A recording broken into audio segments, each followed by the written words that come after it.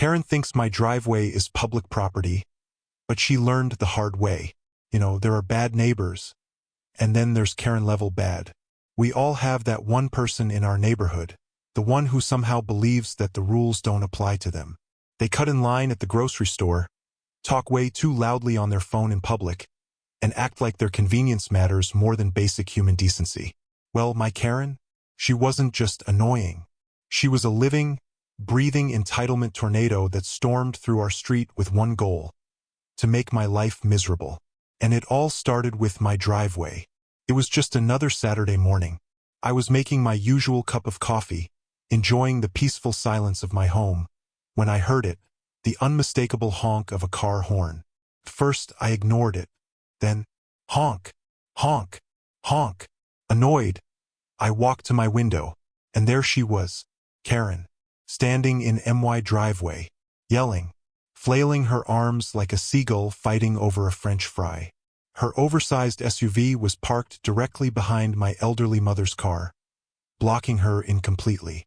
And then Karen, with her signature I own the world smirk, shouted, "Woman tipping hand, it's just for a few minutes. I need to grab some cupcakes for my daughter's soccer game." My blood pressure skyrocketed. Police car light cupcakes. She was blocking my mother, an elderly woman, just to pick up cupcakes. I took a deep breath, stepped outside, and calmly told her, "Man, office worker Karen, you need to move your car." Karen rolled her eyes so hard I thought she might dislocate something. Faced with rolling eyes, "Ugh, why are you being so dramatic? I'll be back in 5 minutes." 5 minutes turned into 20, and that was when I decided enough is enough. This was just one of many incidents, but it was the moment I knew things had to change. Karen had pushed me too far, and I wasn't going to let her walk all over me anymore. What followed was a battle of strategy, patience, and pettiness. A battle Karen never saw coming. And trust me, she learned the hard way. Now, let's go back to the beginning, and I'll show you exactly how this all started. Setting the scene, who I am and why this matters. I live in a quiet suburban neighborhood, the kind where everyone minds their own business, waves at each other in passing, and occasionally shares a cup of sugar. My house is on a corner lot, with a private driveway that leads straight to my garage. It's not huge, but it's perfect for me, my partner, and my elderly mother, who visits regularly. Light bulb now, let me be very clear. I paid for this driveway. I maintain this driveway. It is not public property. It should be simple, right? My space, my rules. But apparently Karen missed that memo. Karen wasn't even my next-door neighbor. She lived across the street but still decided that my driveway was somehow more convenient for her than the perfectly good parking spot in front of her own house. And at first I thought it was just an honest mistake. The first time it happened, I knocked on her door and politely asked her to move her car. She giggled in that fake sing-song tone that people use when they're pretending to be sorry. Woman tipping hand. "Oh my gosh, I didn't even realize. My bad." She moved her car. Problem solved, right? Police car light wrong. A few days later it happened again, and again, and again. By the fourth time it wasn't a mistake, it was a pattern. I started feeling like a character in a bad sitcom. One where I played the unfortunate neighbor to a queen of entitlement. But the real turning point came when I realized that Karen, Lightbulb, didn't think she was doing anything wrong. One afternoon, I confronted her about it again, and she just waved me off like I was a pesky mosquito buzzing around her frappuccino. Faced with rolling eyes, "Oh, come on. It's not like you're using it all the time." "Excuse me? It's my property. I don't need a reason to want it free." That's when I knew. Collision, this wasn't just about parking. This was about control. Escalation, things get worse before they get better.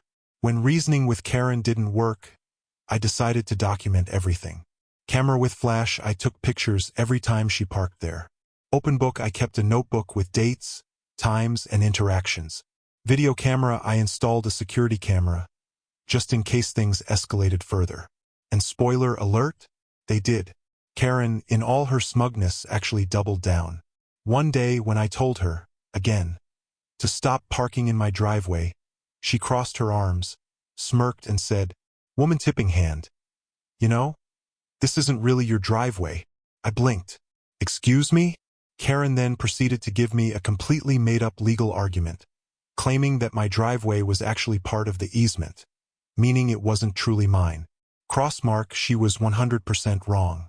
White heavy check mark, and I had proof.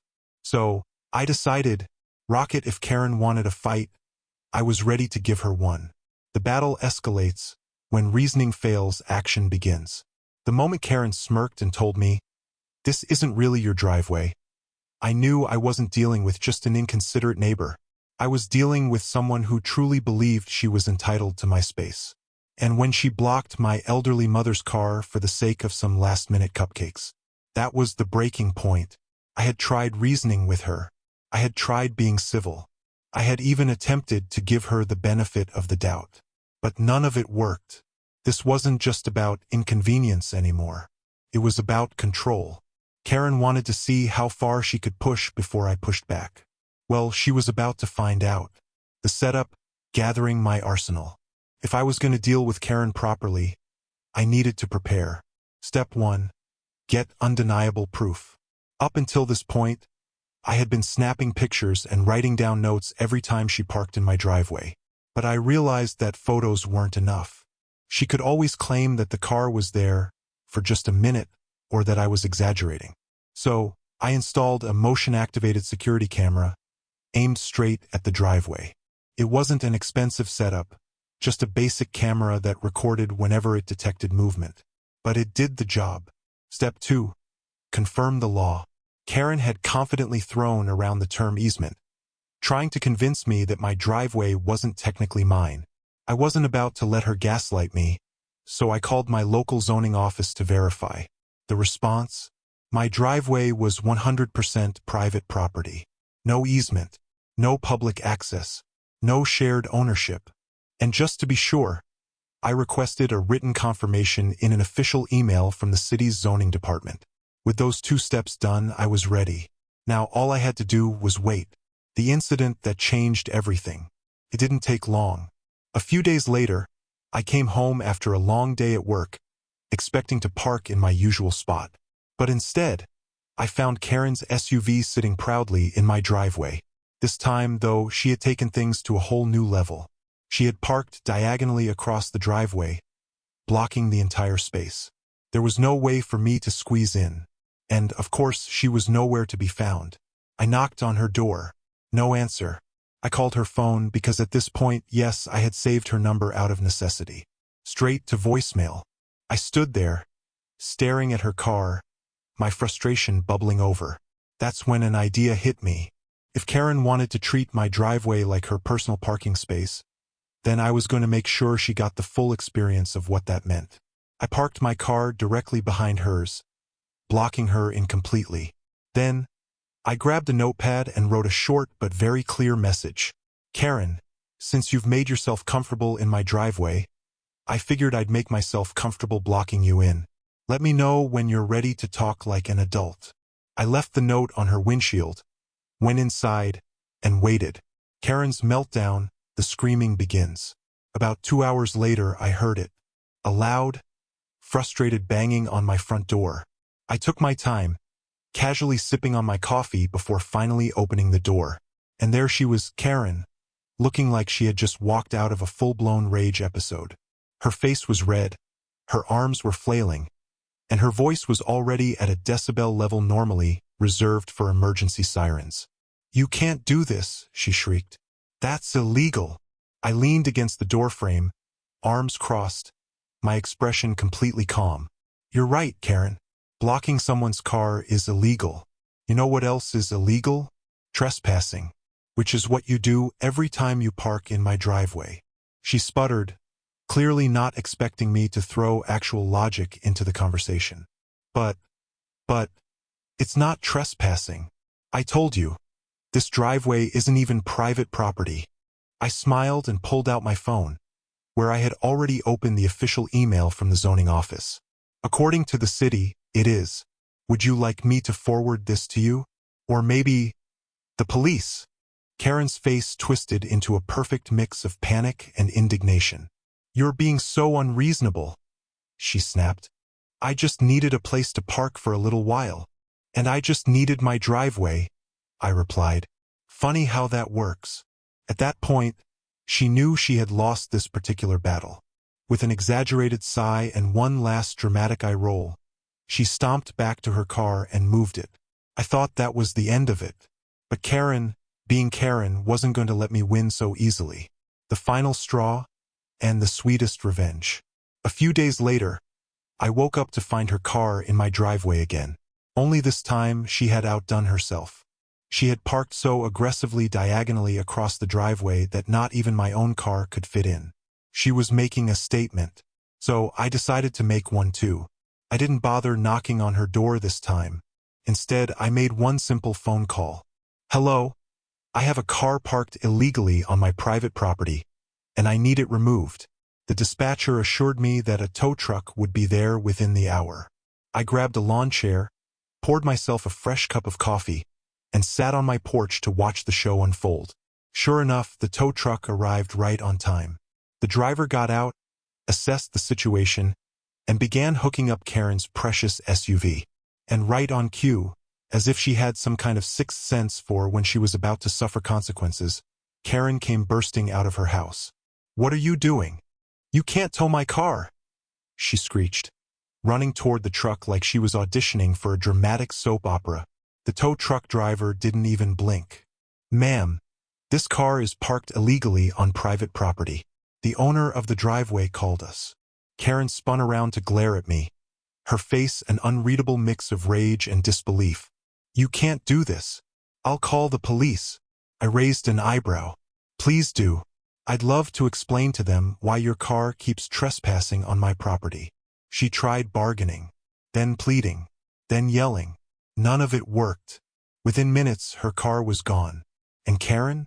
She stood there, slack-jawed and fuming, watching as her SUV was towed down the street. The aftermath: Karen loses more than just a parking spot. That evening, one of my neighbors knocked on my door. "Apparently, Karen's been going door to door trying to rally the neighborhood against you," they said. "She's claiming you're harassing her and abusing your power as a property owner." I laughed. "And what does everyone else think?" The neighbor smirked. "Honestly, we're all kind of impressed. She's been doing this nonsense for years, but no one ever stood up to her before." Turns out, Karen had been pulling similar stunts with other neighbors, blocking their driveways, using their trash bins, even letting her dog use their lawns as a bathroom. But after what I did, the entire neighborhood turned against her. And a few weeks later, she put her house up for sale. That's right, Karen moved out. But before she left, I couldn't resist one last touch. With a piece of chalk, I wrote at the end of my driveway, "Vacancy, no Karens allowed." It wasn't my finest piece of art, but it was satisfying as hell. The fallout, lessons learned, and the neighborhood's victory. Karen was gone. Her house, once the source of endless irritation, now stood empty with a for sale sign staked firmly in the front yard. The street had never felt so peaceful. But before we celebrate too soon, let's rewind a little. Because after her car was towed, Karen wasn't about to let things go quietly. Oh no, she had one final act of pettiness left in her, and, in true Karen fashion, it was just as ridiculous as everything else she had done before. The last attempt at revenge. It started the next morning. I stepped outside to grab the newspaper when I noticed something odd at the end of my driveway. There, sitting in a neatly piled stack, was a heap of garbage. Not just any garbage. Karen's garbage. At least 3 overflowing bags, along with a broken chair and what looked suspiciously like an old cat tree. And, as if to make her intentions crystal clear, there was a handwritten sign taped to one of the bags. "If you don't like sharing, here's all your space back." I stared at it for a good minute, trying to process the sheer level of petty energy radiating from this stunt. Karen had literally dumped her trash onto my driveway as one last act of defiance. At this point, it was just embarrassing. I took a deep breath, snapped a few pictures for evidence, and calmly dragged the bags right back across the street to her curb. But I had a feeling this wasn't the last of it. And sure enough, I was right. The Karen police saga, a failed attempt to play the victim. That afternoon, I was in the middle of a work call when I heard a sharp knock at my door. I opened it, and standing there was a police officer. Behind him, lurking just out of sight, was Karen, her arms crossed, smirking like she had just won some grand victory. The officer gave me a polite nod. "Your neighbor here claims that you've been harassing her and dumping trash on her property," he said. Before I could even respond, Karen piped up, her voice dripping with fake concern. "I just don't feel safe anymore," she sniffled. "He's been aggressive ever since I parked in his driveway. I don't know what to do." And then she actually sniffled. She had the audacity to try and make herself look like the victim. Now, this was the moment where a normal person might have been caught off guard, might have panicked. But me, I had been expecting this. And I was ready. I smiled at the officer. "I'm so glad you're here," I said. "Let me show you something." I pulled out my phone and opened the gallery of evidence I had been compiling for weeks. Photos of Karen's car repeatedly parked in my driveway. Timestamps proving how often it happened. Video footage from my security camera, capturing her dumping the trash onto my property just hours earlier. As I scrolled through the mountain of proof, Karen's fake victim act crumbled in real time. Her face went from smug satisfaction to panicked regret in less than 10 seconds. The officer turned back to her. "Ma'am, I see no evidence of harassment here," he said. "But dumping trash on someone else's property? That's illegal." Karen's mouth opened and closed like a fish gasping for air. You can't be serious," she spluttered. "I didn't mean any harm." The officer didn't budge. "Would you like to press charges?" he asked me. Karen turned ghostly pale. For a brief, fleeting moment, I actually considered it. But then I looked at her. This woman who had spent weeks trying to make my life miserable, only to be completely outplayed at every turn, and I realized something.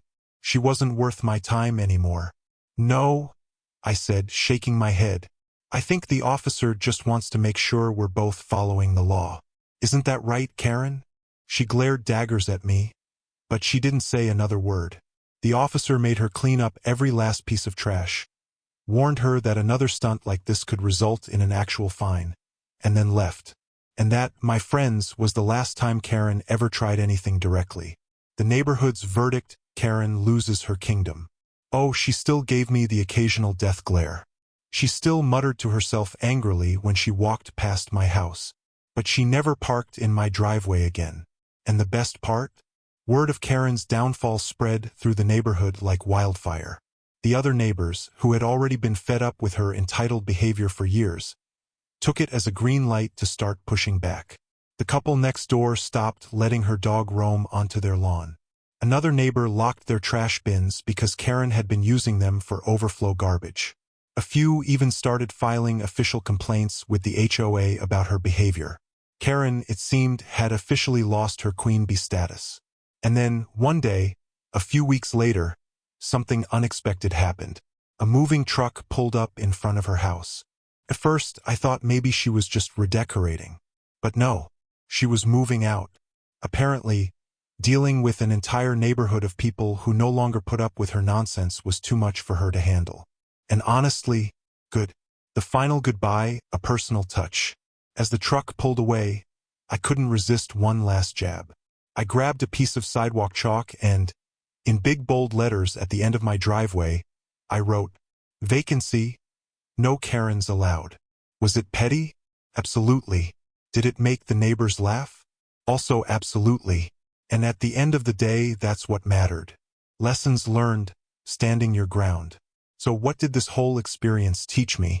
First, some people will always try to take advantage of kindness. I had given Karen the benefit of the doubt multiple times. I had tried to be polite.